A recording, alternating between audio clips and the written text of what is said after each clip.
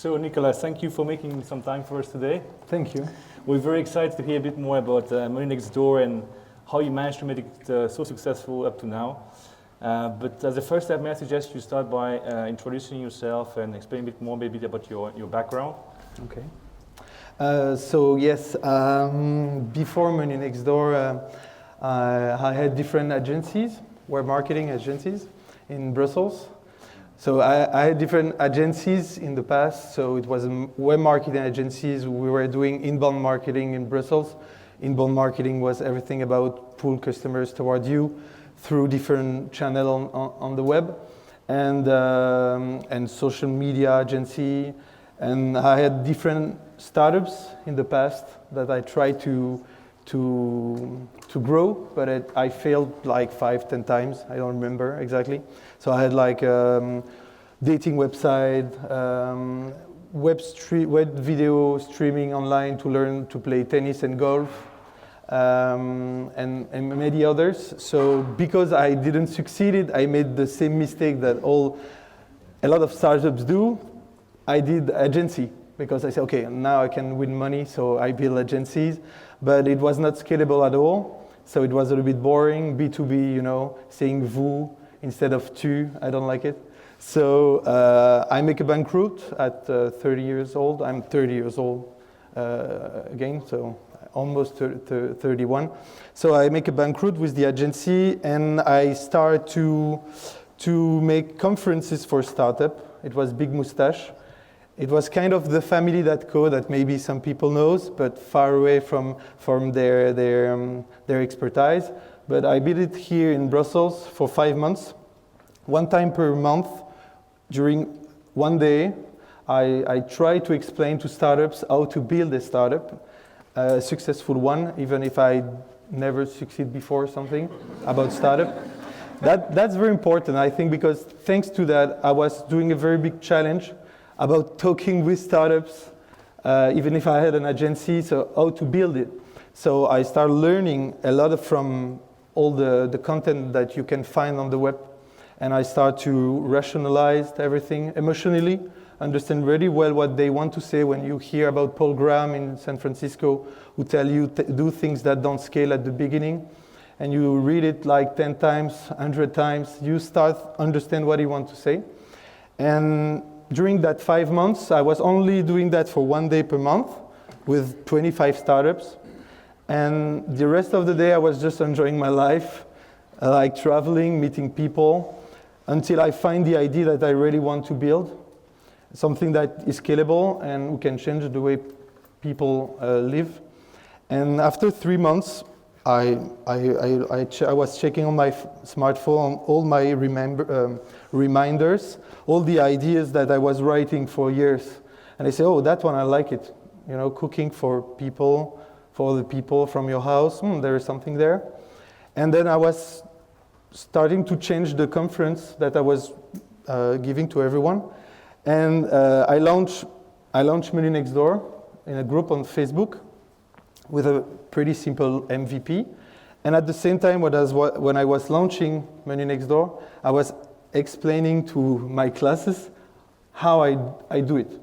And thanks to that, I was understanding how it works to make a startup. So how do you start then such a project? You have an idea. What are the first steps in this? To start a project? Yes, you have a good idea then. Okay, first of all, there is no good idea. So we don't give a shit about ideas. That's very important. Because there is thousands of people in the world who have amazing ideas, and they don't do anything about that, so it doesn't worth anything. So what works really well is to work and to make things happen. So first you have an idea, okay, that's great, next step, don't talk about that, do it. So you have an idea, you do it, and you test it the first day. Don't waste 2 months to make prototype, it depends the case, but I did it so many times, like, making wireframe for 6 months, brainstorming in a single teeny room when it's hot, and 3 hours later, your ego is feeling pretty well, but nothing happened. Stop it directly if you are doing it right now. I can give you that advice. The best thing to do is you have an idea, you sell your idea right away. It's what I did with Money Next Door. I built a group on Facebook in 22nd, actually, because the group on Facebook is actually an MVP. There is a lot of functionality inside the group. So I think there's like hundreds of engineers working on the group. So you don't have to build something else. You have the group on Facebook, for example. That's an advice if you want to launch something. So I created the group on Facebook using a very good tools that I was presenting during the conferences to build the logo. So I take like maybe 5 minutes to create the logo. And then, okay, 25 minutes later, the group was online. I invite friends inside the group, and I made the first menu with my best friend. And after the day, so we have been to the farmer.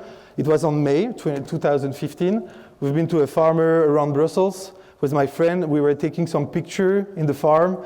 It was a Saturday, a very nice Saturday with sun, etc.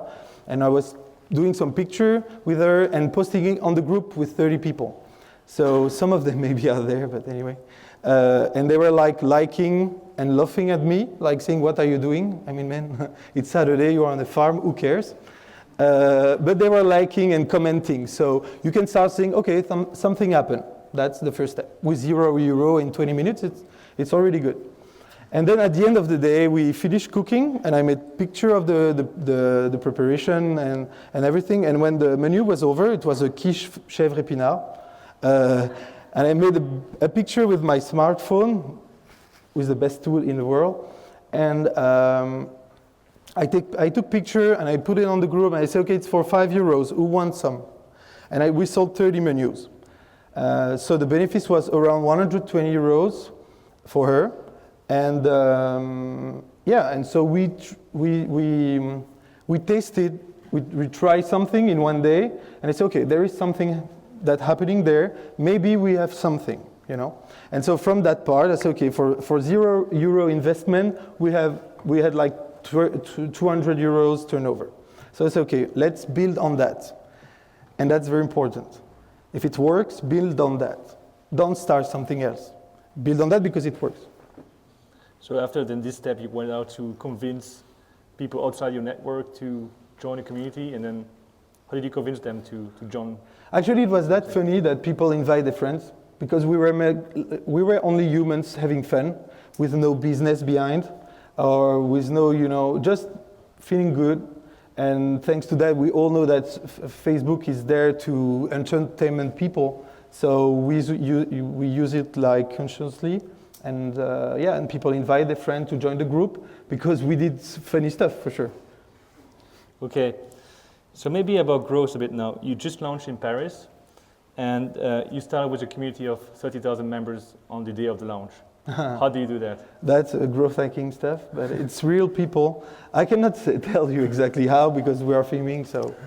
And it's a yeah, but it's a strategy. The only thing I can give to you, and it's sell before, fake it until you make it. I think that's the best advice. That's what we did at the beginning, because it cannot work the first day. So all the journalists are looking to the vanity metrics. One of them is this one. It's like 30,000 people. That's vanity metrics, you know. What's important in your metrics is the retention, which means how many people use it every day or every week. That's very important. That's not a vanity metric. No journalists talk about that because they don't understand. So you can use like vanity metrics to make noise. And then you have attention to your product. Then people go and check what it is. If it's not a good product, they will get away. If it's a good one, they will try it. And if it looks like a good one, they will try it. And if it's very good, they will use it all their life. So that's the real metrics that you have to take care of. So don't be like dumb about all the how do you say that? The media and what they say about startups. What's really matter is your user and if they use it or not. And that's the only metrics that you have to take care of. So yeah, make fake stuff, even if it's real. But I mean, make noise with stuff that you know that media loves. And like this, you have users coming on your website, but focus on what people love in your product. Right. I'm like, no, go ahead. No, you just. I want to make joke in English. It's kind of hard. If you have some. It's like langue de bois. You know, you ask me a question, I don't answer this question. Anyway. David, don't you have like any growth hacking tips and tricks that you could share with the audience? Because, for instance, I tried your service next door on Sunday, and I interviewed a chef, and she told me that you were really coaching them on how to use their network for their first event, and also for Money Next Door. So really helping them to leverage their own network for them. Yeah, because we are in an entrepreneur world where people are afraid sometimes, and you just have to help them not being afraid of something that they don't have to. So give them the power to believe in your project and to believe in their capacity. So it's kind of coaching, yeah. Okay. Because they are human and they are not, you know, it's a computer, okay, but behind that there is human. And I start not with the, I'm not I cannot code on the website. I have a lot of friends and then partner who can. But what I can do is bring people together and make them build something because you empower them. And that's the thing I did some mistake about that, like saying, okay, I will just do a website, everything will happen. No, because one day making a website will be a commodity, you know? It's going to be that easy that everyone will be able to make a website. And it's not because of that everyone will succeed. So the most important thing is the human who will be on this marketplace, because it's a marketplace, so that there are some rules there. Marketplace is a customer and someone who offers something. And you have to bring them together. So you have to understand who they are and how they work, and then you build your product. But you don't start by building a product and then waiting that people use it, because they will not use it. Okay. Right. So you have a huge community. Okay. What's your plan to convert them into regular customers? Do you have any strategy to do that? Because you managed to really grow very fast. You have a huge audience. How do you convert this into customers and eventually revenues? By making a very good product. So the important thing is you have different steps. You have the framework R. I don't know who knows this framework. Do you know that? Who knows that? Okay, everyone needs to know this framework, I think. It's all the funnel from the acquisition part. So how can you be visible on the web or everywhere? So that's the first step. Then people go on your website. How do you do to make them make a first buy, okay, or action? And then when they did an action, that's just the beginning. Then you have the most important part with the retention, okay? And we always start with the retention part, which means, for example, if a client, at the beginning we have some chefs here around, but at the beginning I was to all the house of the chefs during the night to understand what's going on when the client is coming, what they like, where they feel happy. And when I say, okay, there, everybody is happy, I will build on that. Because people will buy again or will come back again if they feel in love with your product. So build something that you're sure that, okay, with this, I'm sure that when people will come and will try it, they will use it all their life. For example, you think about Slack. That's a very good tool that all the entrepreneur and the company use today. It's a collaboration tools. When you try it one time, you use it every day because it's okay, it's really helped me in my life. And that's the same with Money Next Door. We're like, okay, at the beginning, I look if people like it and what they like, what they don't like, and I build on what they like. And then, thanks to that, they will talk about that. Mm-hmm. And that's the best growth hacking tools, I like to say, because if they like it, they talk about it. It's why we didn't do any marketing spend for 7 months, only word of mouth. Yeah, that's pretty amazing. So you're growing. you need to support of that. Okay. Have you raised already some money? We are doing some stuff right now with investors, but that's the only thing I can say. Okay, and also read somewhere that you were joining the family. Yeah. Can you tell us a bit more about how they're helping you and what's their role in this? Yeah, the families, they are an investment company who invest in human and in the project, but they first invest in human, not on the startup, because they know that the startup can pivot. But what they really look like is like the determination of the founders. And so they built the company, the family 2 years ago, and they were spreading all the content on YouTube. And I was following that for 2 years. And so they nurture me with very interesting content from all over the world, from San Francisco, etc. So they give it to me for free. So I was eating that every day. And until now, I'm with them in the family in Paris. And they keep going on helping us, Menu Next Door, today. And yeah, for example, we are in Paris and they give us just an office during the time we are looking for office. You know, like this we win time, and that's the most important thing in a startup. Okay. Some people say it's the place to be in Europe now for startups, for tech startups. Do you confirm that it's really amazing what you can find there, and is it better than what we can find here in Belgium? I think the best place for startup right now, it's going to be more London than Paris. But thanks to the family, stuff change. So really, if you want to go there, go there. But if you have already worked on your product and not only about the idea, so you have to make mistakes before going there, because they only take people who make mistakes fast. Okay. So yeah, Paris is like more, I don't know, there is more, it moves pretty fast there. The ecosystem there's like 10 million people, so for sure there's more opportunity there. Yeah. Okay.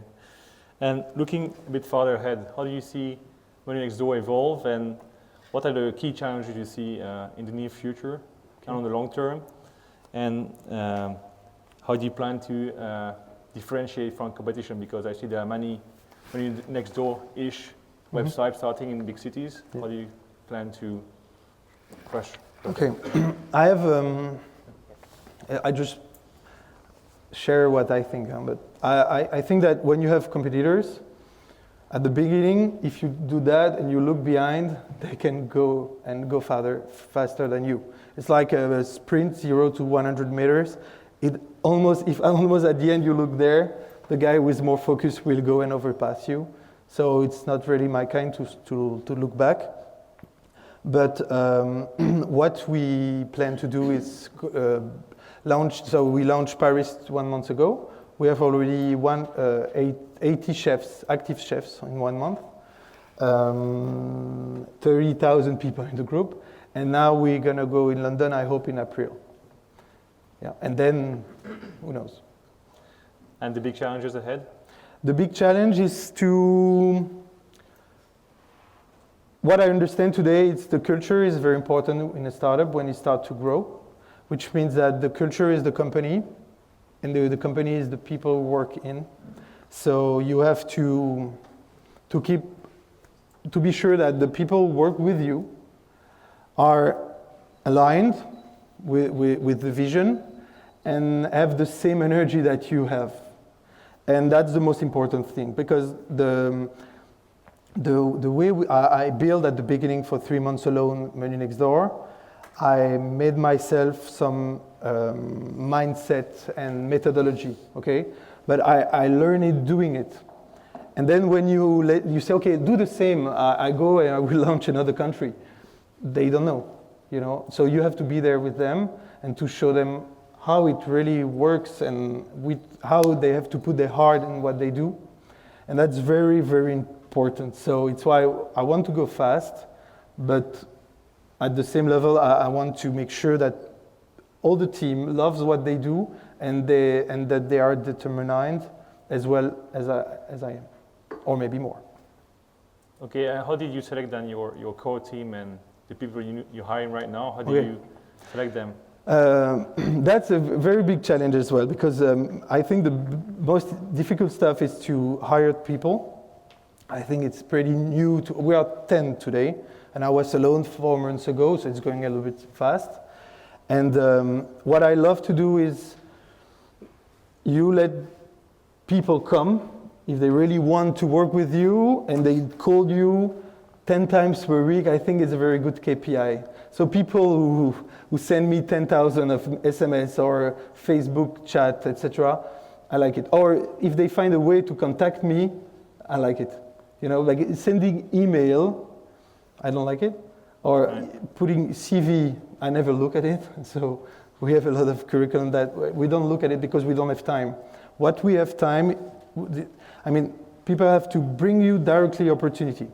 If they can give you an opportunity, even if you don't know them, that's because they are in the good mindset to do before, you know, I think, for example, Valentin, who will look at the video and will have fun of me. Valentin is a guy, he's today 20 years old. He was 19 when he joined me, and I was on the chef kitchen, and I didn't have any website.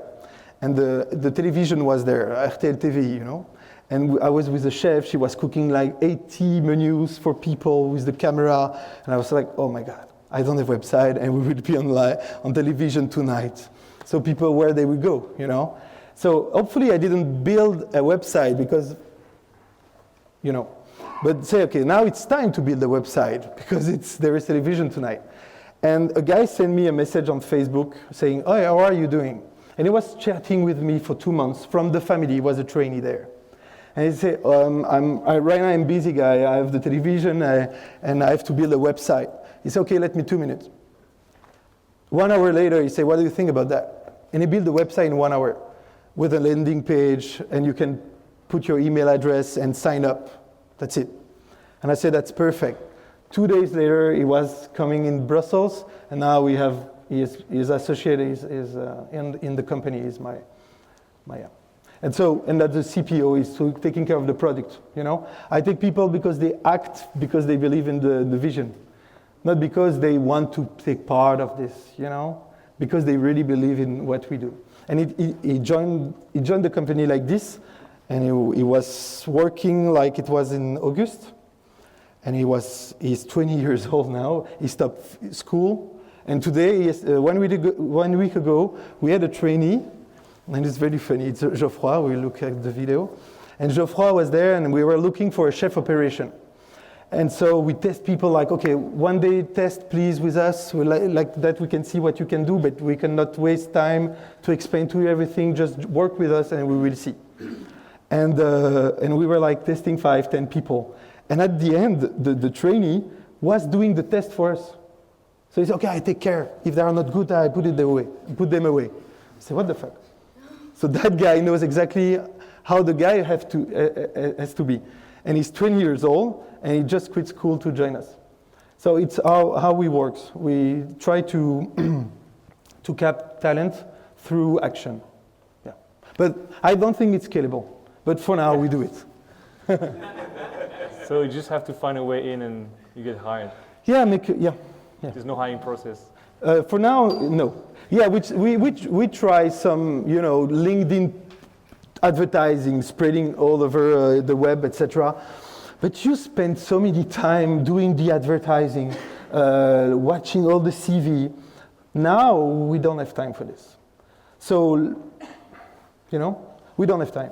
When we will have time, which means that we will have a HR, and boom. And we have other techniques. It's like, when you know, like very good entrepreneur who have a network, you send a Facebook message, like saying, "Can you find me someone amazing?" And boom, it will come. I have another advice. We have Anicia, the DG country manager in France, and she was the COO of Jump, you know, the competitors of Uber. Okay, and that's one of a guy that I know. They say that if you can have that girl, something will happen, you know. And boom, she works with us because she has the energy, the power, and she can build a community in 1 month. We have around 150 chefs in Paris right now on the network. So she's your secret then? No. Oh yeah, yeah, that's true. Part of the secret. Yeah, the secret is the good human. Yeah. Okay. So you just mentioned Uber. It's also actually leading to my next question. Okay. Otherwise, people here will ask it, so Okay. I will ask myself. So we've seen what happened with Uber. You were obviously facing some similar issues. Mm-hmm. On one side you have the health and safety, on the other side you have the recurring revenue issue. Yeah. How are you coping with this risk today? And what are your plans if it happens? As an entrepreneur, I will talk, okay? So maybe we'll get okay. As an entrepreneur, how I build it is first, don't spend too many times of legal stuff, you know, even not a minute if you can, because you win time. Because all the regulation is, the rules of the regulation is putting new regulation every new rules every week, every month, and then at the end you have something that doesn't move anymore and will not give any growth in the country because there's too much regulation and too much how do you say that, barrier at the entrance. So people will not go, oh, there are too much rules. Too much complexity. So I start like doing, because I didn't know anything about cooking, I didn't know anything about chefs in the kitchen, how to organize, I didn't know anything about rules. I can cook, but I mean, I was not the professional. I don't know anything about rules. So thanks to that, you can imagine stuff completely crazy, you know, and it can work. So build on what works, not in what people ask you to do, you know. Just build on what works. If it works, it works. If user is happy and the chef is happy, it proves that it's something important that you are created, you know. So to answer to your question,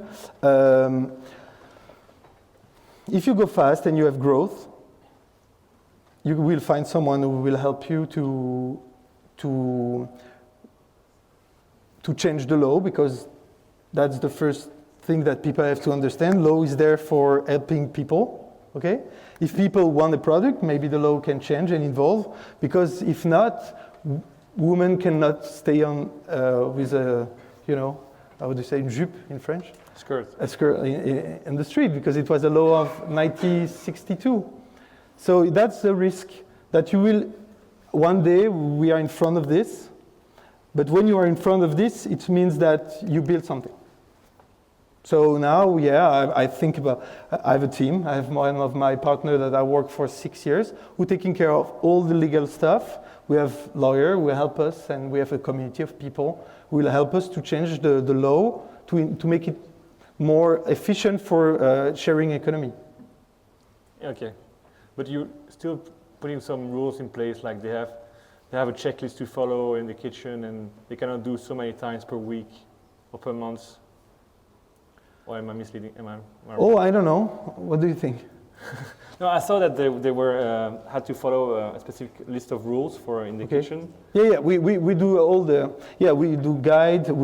Every chef that we see, we onboard them. We explain them how the concept works, how they have to be with the user, all the rules of happiness and love. That's the main stuff, with all the how do you say that? The food safety as well. So we have a guide for them as well that we launched like 2-3 months ago, and they have to follow that. So you're reducing this risk as much as possible to have like. That's our priority, but not because of the rules that exist in the country, because it's so logical to be a priority. Yeah, sure. Well, that was my last question. Okay. Oh wait, I have a last question. Okay. What kind of profiles are you actually hiring? Because we have really great guys at Le Wagon, and I'm sure in the audience as well. So. Okay. We are looking for a badass marketing manager for France, and at the same time Brussels, in the next weeks. Not today, but if you want to join for free, it's open. And we are looking for a country manager in London, someone who has a big community, who has the mindset of a startup, which means who can iterate pretty fast, who are not like following only the process because it's a little bit early for process. We change it every week until we find the perfect one. So we don't need someone who follow the rules. We want someone who create new process and help us to build it. Maybe not in 1 year, but today it's what we need. So if you have someone in your network who have an amazing community in London, who loves to work 15 hours per day, and who believe in the way that people will change the way they eat, you're welcome. And no technical profile? We just hired a new dev yesterday, and we are 3. They are 3, and I think for now it's good. But for sure, we cannot say no. But if you're interested, send a CV, not a CV actually. Yeah, but for that you can send it. For the dev part, send a CV with a crazy word inside or something. Be creative. But no, for the tech part is my CEO Tanguy who is taking care of that. Asking all the questions, testing you, pretty hard actually. Tanguy Goretti, that's the guy who was working for Jump as well. That was the CEO of Jump. He was a dev, so he knows. Okay, thank you. Thank you.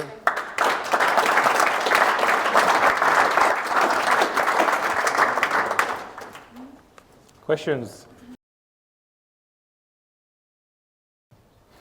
For my part, I tried to be everywhere during the day, so I didn't have any office. I was on the bar, talking with everyone as much as possible. So at least 100% per day from the beginning, yeah.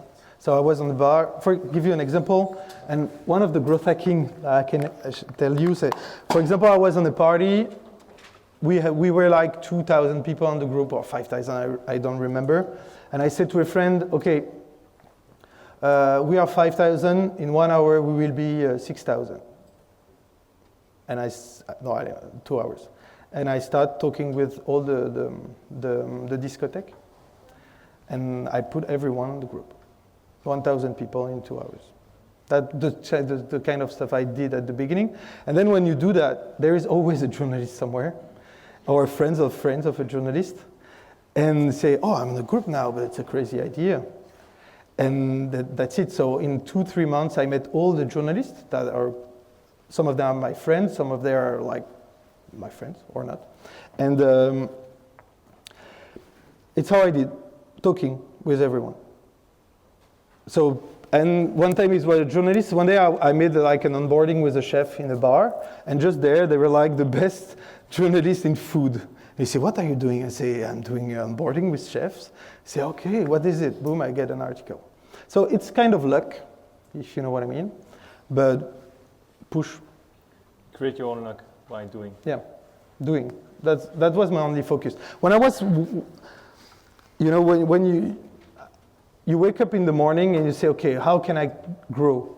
And that was my only focus. It was, okay, I need 100 growth per week, okay, 100% growth per week, and a retention. That was my 2 key metrics.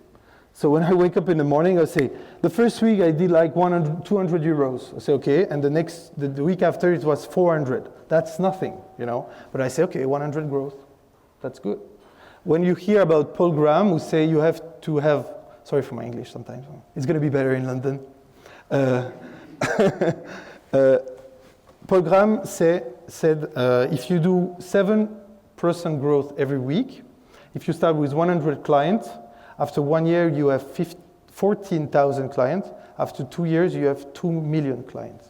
So that's 7% growth. So when you do 100 growth, you say, wow, I will have 10 billion, you know? So it started to make funny, but it's very stressful because you always keep this, okay, and how can I have a growth next week? How, you know? And who cares how? Do it. And if the project have to change and pivot him, but keep the 7% growth.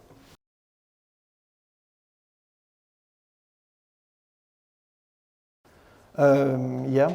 Oh, it's the noise. Okay. Yes. Actually, the things that change, it's by making you start learning how to do, for example, bike. As much as you do bike, as much as you bike better or biker, I don't know how to say that, but you become a better bikers, And by making it, you start to have reflex. But I'm just at the beginning. I mean, there's a lot of challenge, but I think that we have to understand how to make decisions fast, because the time is the most important thing for an entrepreneur. The money, we don't care actually, because one day the money will be a commodity as well. Even the world of investors will change when you hear about crowdfunding system, for example. When you can have, I don't know, 1 million euros from the crowd, and they don't take equity in your company. It means that it's going to be a commodity. So what's very important is the time. And so you have to make decisions fast and a good one. And for that, you have to make 1,000 mistakes. So that's the only thing we change.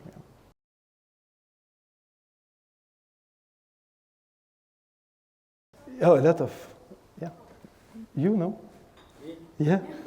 No? Okay. Yes, I have an amazing one. Deborah Guilins, she was one of the first chefs. She had already a Facebook page, fan page, she was cooking at home, and I was contacting her saying, hey, I launched that's pretty, okay. I say, if you want, I just build a community. Do you want to make food for them? I say, okay. She joined the concept, and after 6 months, she sold more than, 500, 700 menus. She built a community that people following her, and now she's opening a restaurant in 2-3 months. And yeah. For her, it was a way to invest afterwards. Yeah, that's kind of Kickstarter for a blogger and restaurant, and we can see that. Like people who want to launch a product, before launching paying stock and buying a restaurant, first maybe start by testing your food and see if there is a success or not. And it's working pretty well. Actually, it's one of our future targets to build on that. But yeah, we have like at least 20 examples of that. To be honest, it's something that I'm still learning because it's very. I think I try to think about. I was playing rugby when I was young, and I'm young. I hope so, but I was younger. And you can say that's bad what you just did, but it depends how you say that. And if you say that with heart, you say, okay, I understand why he said to me that I didn't do a great job. Because I trust him, so I try to have the trust of all the team, and so I'm pretty transparent here. On the Slack, I push people to talk in the general channel. Like this, everyone can see what people think. And but first, no, the best thing is you'd better to have a small team at the beginning and be with them. No, before that. You have to know how to do everything before hiring someone. Because like this, if he's doing a good job or not. It's why I wanted to be alone for 3 months. Understanding and doing everything at the same time. But like this, I did it. So first you have credibility with your team, because when you say, no, it's not like this, they cannot say, no, you done right, because you did it already. And then don't grow too fast, even if today we are 10, but 2-3 years ago, if I was me, we would be 30. So I think 10 is not that big, because I hire someone when the guy is completely crying. Like I cannot do anymore. There is too many works. Okay, are you sure? Yes. Okay, now we can join someone. Never hire someone when you are not completely sous l'eau in French. Money, a lot. I think you have to pay pretty well. No, that's true. I think you'd better to pay a lot than small, because people will, at one time they will like, oh, I don't have enough money, and I think I don't want like at the 5 days before the end of the ones that they don't have any more money, so they have bad stuff and bad feeling in their mind and they are not focused. So you'd better to pay them pretty well. And yeah, I give stocks as well. Yeah.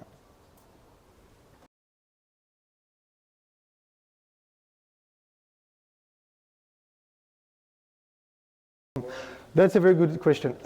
Actually, because it's a marketplace, it's like the chicken and the egg problem. Because you need the chicken, but at the same time, for that you need the egg, etc. So it's why it's like this.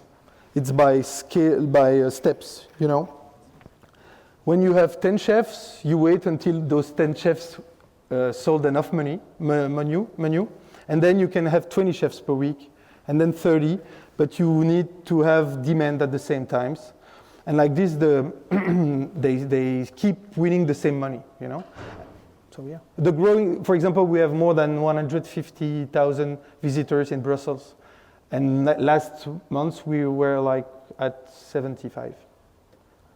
So it's why we can put more chefs, because actually the chefs cannot have more than some. The best sell was like 130 menus, one chef. The killer.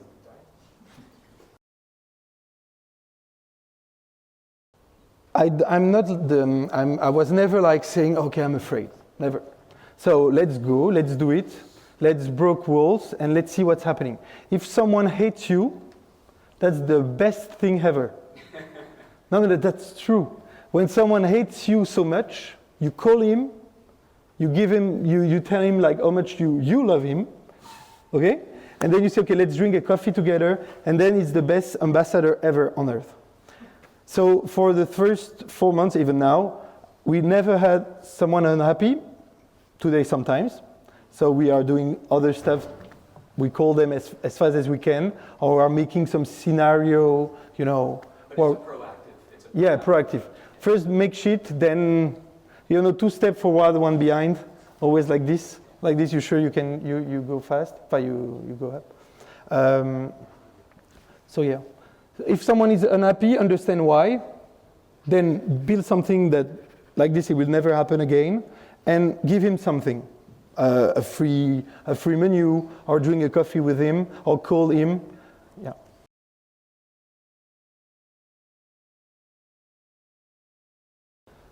What the only thing matters is the growth. So every action that someone will take, I will ask him, okay, does it will improve the conversion, or does it will make a better growth next week? If not, and he said, yeah, but maybe in 6 months. I said, maybe in 6 months I don't like it. Make something right now that can make it happen, you know? So campaign with brainstorming. I think if we have like 1 brainstorming every 1 month, it's a lot. I don't like it. You know, people start to talk, and it takes like 2 hours, so you start to be completely tired and unproductive, and it cannot happen. The brainstorming, it's when you drink and you are completely drunk with your friend, you can make brainstorming there, but not during work. Okay? So action, that's it. Action is the best, and it's you test it. You try something that you can do in 1 hour. Okay, and if something happen, okay, work on it. Never trying, that's important, I think.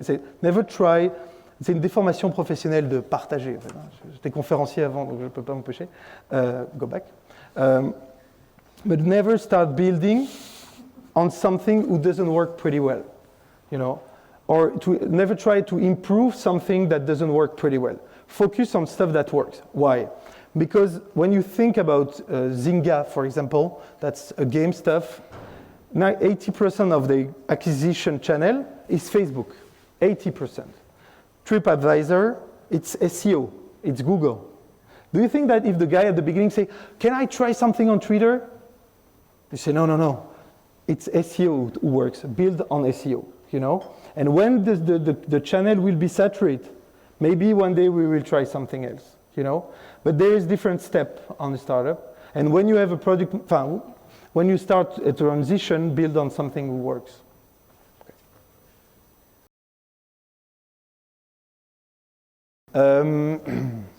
The best thing is the bankrupt, I think. When I made the bankrupt, yeah. That's the best thing ever. I mean, really. Like, it was the most stressful part.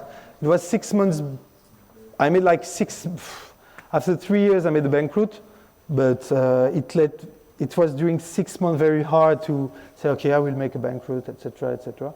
But when I did it, I said, oh my God, that's the best thing. Because, there is 1,000 of companies who are walking dead. That, they think they are alive, but they are dead. Because they don't make growth. They say they do the same benefit every year. They have the same salary every year. So actually, they don't like what they do, but because of the ego, they keep doing it for 20 years. And I didn't want to be that guy. And I think that's the best stuff. It's like making mistake, but very fast. I think it's very traditional, that kind of stuff. In America, I think failure is very good. And here, when you make fail, oof. So learning from your failures is your best. Yeah, but it's kind of, those stuff that you find on the mug, I don't like it, but you can write it.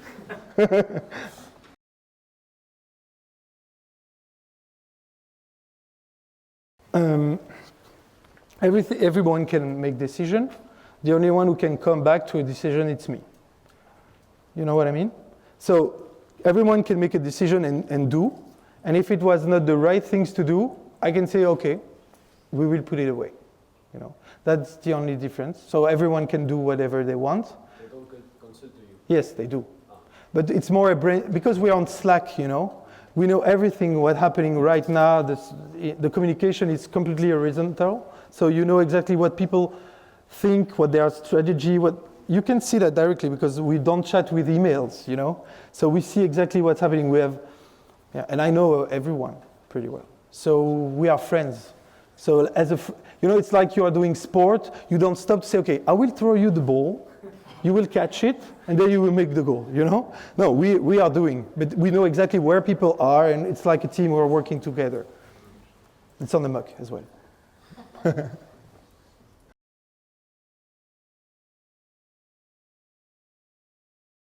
Okay, I will not answer completely the question, but for 7 months, I didn't win €1, and I don't have like a fortune in my bank account, not at all.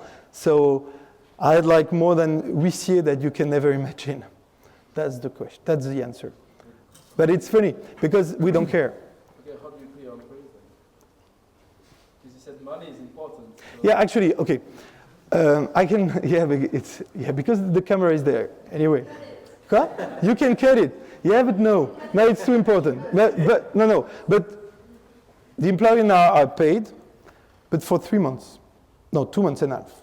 So before that, we were like 7 without paying anything. So only hard and believe in what you do.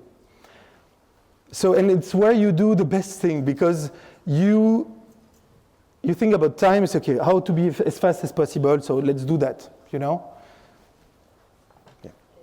Yeah, because I just want to say, because fundraising takes a lot of time, so you're not focused on growth and you get exactly. waste your time. Never, Okay, so I think that's a very good question and answer to finish the meetup. Thanks a lot, Nicolas. Thank you. And Maxence, of course. Thank you.